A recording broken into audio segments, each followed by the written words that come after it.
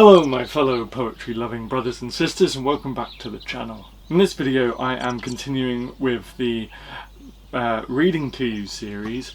The last one was a bit difficult with the aeroplanes going over, but they're on strike, so hopefully there'll be less planes. However, it is summertime and the UK is ridiculously hot right now, so we'll do what we can do. But today I'm going to read to you one of Oscar Wilde's short stories. It's actually my favourite short story. I'm sweating already. Okay, so The Nightingale and the Rose by Oscar Wilde. It's my favourite short story, and I would really like to read it to you. So hopefully put some headphones in, turn out the lights, draw the curtains, depending on what time of the day it is, pull the bed covers over you, and hopefully I can just give you a nice relaxing story time. So here we go.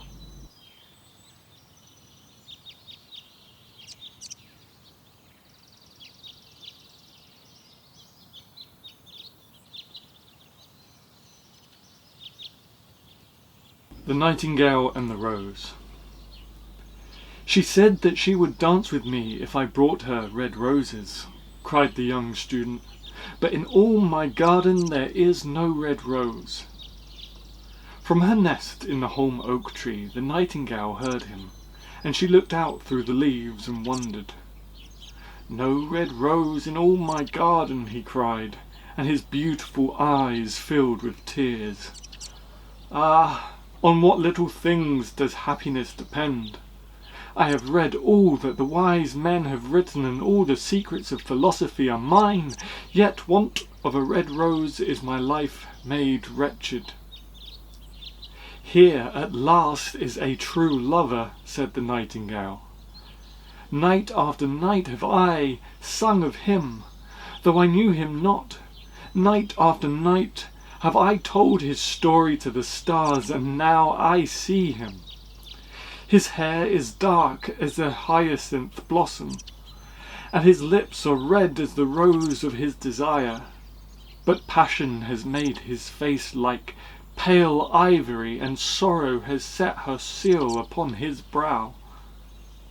The prince gives a ball tomorrow night, murmured the young student, and my love will be of the company. If I bring her a red rose, she will dance with me till dawn. If I bring her a red rose, I shall hold her in my arms, and she will lean her head upon my shoulder, and her hand will be clasped in mine. But there is no red rose in my garden, so I shall sit lonely, and she will pass me by. She will have no heed of me, and my heart will break. Here indeed is the true lover, said the nightingale. What I sing of, he suffers. What is joy to me, to him is pain. Surely love is a wonderful thing. It is more precious than emeralds, and dearer than fine opals. Pearls and pomegranates cannot buy it, nor is it set forth in the marketplace. It may not be purchased of the merchants, nor can it be weighed out in the balance for gold. The musicians will sit in their galleries, said the young student, and play upon their stringed instruments, and my love will dance to the sound of the harp and the violin. She will dance so lightly that her feet will not touch the floor, and the courtiers in their gay dresses will throng round her. But with me she will not dance, for I have no red rose to give her. And he flung himself down on the grass, and buried his face in his hands, and wept. Why is he weeping? Asked the little green lizard, as he ran past him with his tail in the air. Why indeed, said a butterfly, who was fluttering about after a sunbeam. Why indeed, whispered a daisy to his neighbour in a soft, low voice. He is weeping for a red rose, said the nightingale. For a red rose, they cried. How very ridiculous! And the little lizard, who was something of a cynic, laughed outright. But the nightingale understood the secret of the student's sorrow, and she sat silent in the oak tree and thought about the mystery of love. Suddenly, she spread her brown wings for flight and soared into the air. She passed through the grove like a shadow, and like a shadow she sailed across the garden. In the centre of the grass plot was standing a beautiful rose tree. And when she saw it, she flew over to it and lit upon a spray. "Give me a red rose," she cried, "and I will sing you my sweetest song." But the tree shook its head. "My roses are white," it answered, "as white as the foam of the sea, and whiter than the snow upon the mountain. But go to my brother, who grows round the old sundial, and perhaps he will give you what you want." So the nightingale flew over to the rose tree that was growing round the sundial. "Give me a red rose," she cried, "and I will sing you my sweetest song." But the tree shook its head. "My roses are yellow," it answered, "as yellow as the hair of the mermaiden who sits upon an amber throne, and yellower than the daffodil that blooms in the meadow before the mower comes with his scythe. But go to my brother, who grows beneath the student's window, and perhaps he will give you what you want." So the nightingale flew over to the rose tree that was growing beneath the student's window.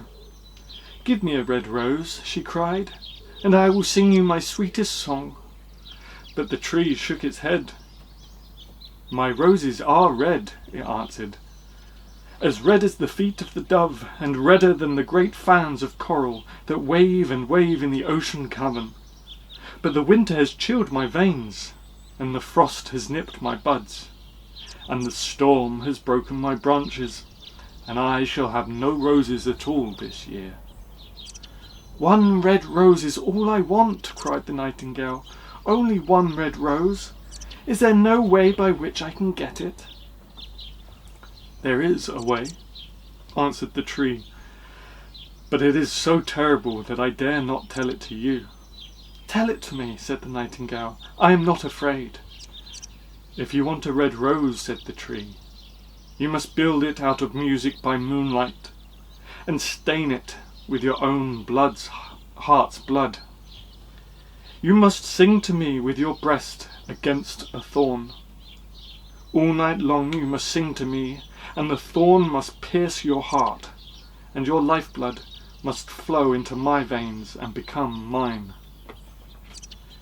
"Death is a great price to pay for a red rose," cried the nightingale, "and life is very dear to all. It is pleasant to sit in the greenwood, and to watch the sun in his chariot of gold, and the moon in her chariot of pearl.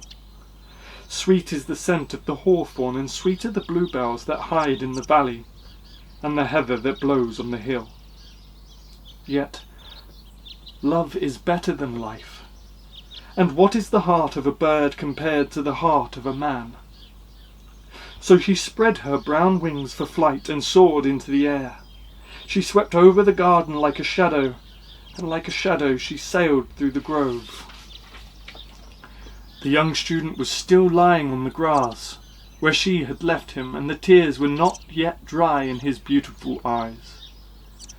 "Be happy," cried the nightingale. "Be happy. You shall have your red rose. I will build it out of music by moonlight and stain it with my own heart's blood. All that I ask of you in return is that you will be a true lover. For love is wiser than philosophy, though he is wise, and mightier than power, though he is mighty. Flame-coloured are his wings, and coloured like flame is his body. His lips are sweet as honey, and his breath is like frankincense." The student looked up from the grass and listened, but he could not understand what the nightingale was saying to him, for he only knew the things that are written down in books. But the oak tree understood, and felt sad, for he was very fond of the little nightingale who had built her nest in his branches. "Sing me one last song," he whispered. "I shall feel lonely when you are gone." So the nightingale sang to the oak tree, and her voice was like water bubbling from a silver jar. When she had finished her song, the student got up and pulled a notebook and a lead pencil out of his pocket.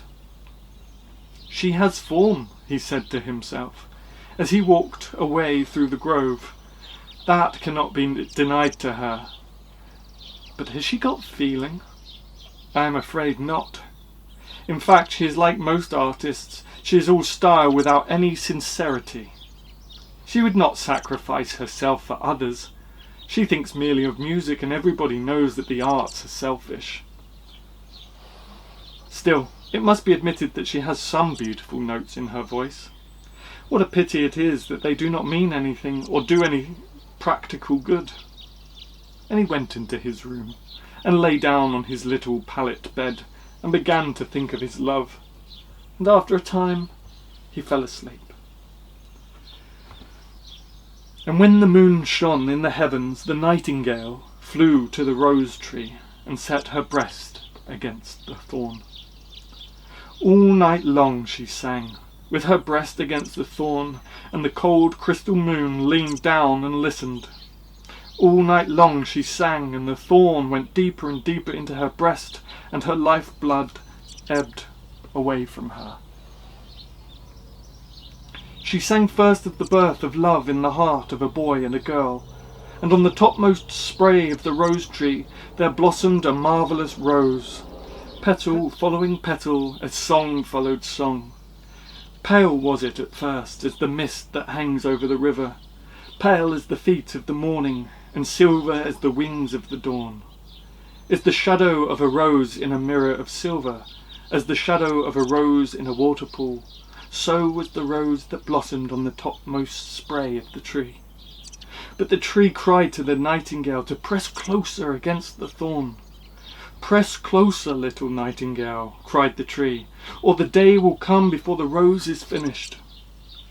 So the nightingale pressed closer against the thorn, and louder grew her song, for she sang of the birth of passion in the soul of a man and a maid. And a delicate flush of pink came into the leaves of the rose, like the flush in the face of the bridegroom when he kisses the lips of the bride.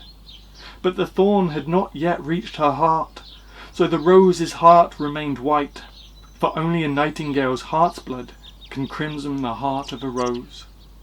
And the tree cried to the nightingale to press closer against the thorn. "Press closer, little nightingale," cried the tree, "or the day will come before the rose is finished." So the nightingale pressed closer against the thorn, and the thorn touched her heart, and a fierce pang of pain shot through her. Bitter, bitter was the pain, and wilder grew her song, for she sang of the love that is perfected by death, of the love that dies not in the tomb. And the marvellous rose became crimson, like the rose of the eastern sky. Crimson was the girdle of petals, and crimson as a ruby was the heart. But the nightingale's voice grew fainter, and her little wings began to beat, and a film came over her eyes. Fainter and fainter grew her song, and she felt something choking her in her throat. Then she gave one last burst of music. The white moon heard it, and she forgot the dawn and lingered on in the sky. The red rose heard it, and it trembled all over with ecstasy, and opened its petals to the cold morning air. Echo bore it to her purple cavern in the hills, and woke the sleeping shepherds from their dreams. It floated through the reeds of the river, and they carried its message to the sea. "Look, look!" cried the tree. "The rose is finished now."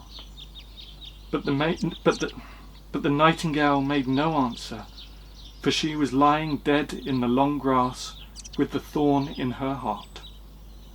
And at noon the student opened his window and looked out. "Why, what a wonderful piece of luck!" he cried. "Here is a red rose. I have never seen any rose like it in all my life. It is so beautiful that I am sure it has a long Latin name." And he leaned down and plucked it. Then he put on his hat and ran up to the professor's house with the rose in his hand. The daughter of the professor was sitting in the doorway, winding blue silk on a reel, and her little dog was lying at her feet. "You said that you would dance with me if I brought you a red rose," cried the student. "Here is the reddest rose in all the world. You will wear it tonight next to your heart, and as we dance together it will tell you I love you." But the girl frowned. "I am afraid it will not go with my dress," she answered, "and besides, the Chamberlain's nephew has sent me some real jewels, and everybody knows that jewels cost far more than flowers."